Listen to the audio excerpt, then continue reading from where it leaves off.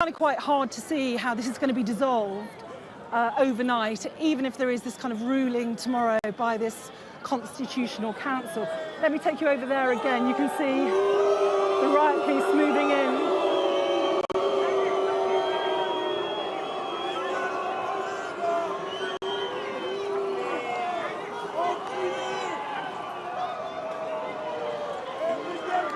So what they're doing is kind of moving into certain pockets at a time when there are these mini clashes.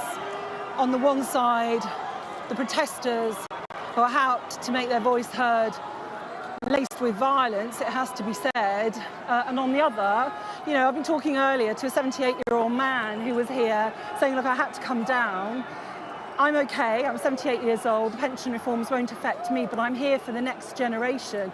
So we've been talking to school teachers. I was talking to a young beautician earlier who was 33 years old and saying, look, it makes a huge difference. This is a line in the sand moment for France. You can see people moving back this way. So what's happening, of course, you got this, as I say, this kind of cat and mouse. On the one side, the protesters who will be throwing off fireworks, possibly tear gas as well, to try to disperse.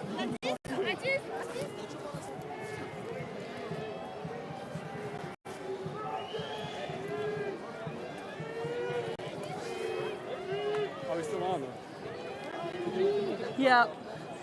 This disenchantment, it's this real disenchantment amongst this younger elements of society who just say, we will not accept this, we will not tolerate this. And, you know, it is very hard to see how these protests, which have got stronger and stronger, although some people say that they got a little bit weaker over recent weeks, it's hard to see how they are going to just simply disappear, even if this ruling tomorrow does go in the favour of the French government and goes against the voice of the people here.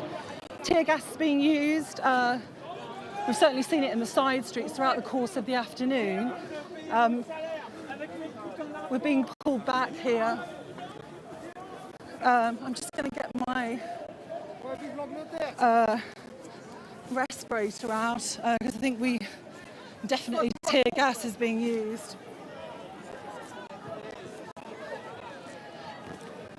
I mean, you know, the truth is that French society knows how to protest. I was here a couple of years ago for the so-called yellow vest protests over the fuel situation. And, you know, it's a fine art in French society.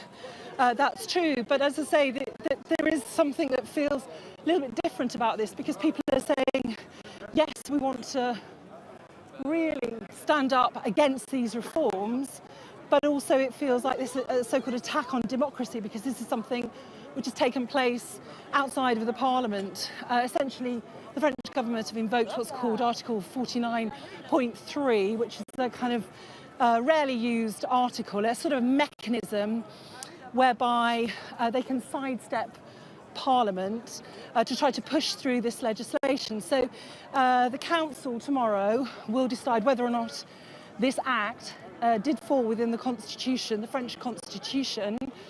There is a sort of almost halfway house, a bit of a get-out clause, which could be something which is decided by this Constitutional Council, which is that there should be a referendum by the French people. And remember that the French president wants to try to push through this change in the pension law by the end of 2023. And if there was a referendum, that would kick it kind of into the midterm grass, because they would need to get a tenth of the population to sign up for a referendum, and then the referendum will need to take place. So that potentially could dilute the situation. But it's going to take an awful lot to disperse these crowds in their large numbers and stop these weekly protests. And at the same time tonight, in terms of actually what's going to happen today, is I think that by about 7 o'clock tonight, and the local time here, it's about 10 to... can't check that much isn't working, but there will come a point when the police will say, okay, enough is enough, and they will maybe take further action, use of tear gas or something to try to disperse the crowds. Okay. If you need to put your mask on, you just let us know. But let me take you through. Actually, Lisa, let me ask you if you're all right with carrying on. We saw millions on the streets. Today, there haven't been that many people, have they? Even though these trade unions have come out and said we need to have a show of force. What are they saying will happen when that council rules tomorrow? Have they said they're going to negotiate with Macron, or they say they're going to carry on marching? I mean, look, there has been an opportunity to have discussion, but it is such a divisive issue. It's hard to see where the middle ground can be found in all of this, aside from having this national referendum. I mean, President Macron is taking an enormous hit in the polls. It's a year since he got re-elected, but he's supposed to be something like 10 percentage points down against the far-right leader, Marine Le Pen. How it can kind of get dissolved in the short term, as I say, is very hard to see, because it's not just in Paris. Some 260 towns and cities across France today have organised protests. And remember, that's the key word here, actually, it's organised protests. That the unions have applied for permission and received permission from the authorities to organise this 3-4 mile march from the Opera House to the endpoint here at the Place de la Bastille. Permission has been given for that, and so the police, although there has been some criticism that the snatch squads, the elite riot police have in previous demonstrations gone in too hard, and that's been very controversial.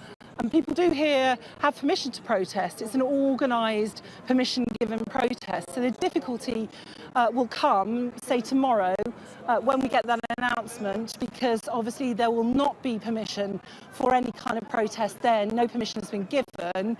And then, of course, that begs the question of whether we will see a much heavier hand in terms of the response of the authorities to try to quell the protest, particularly if it goes in favour of the government.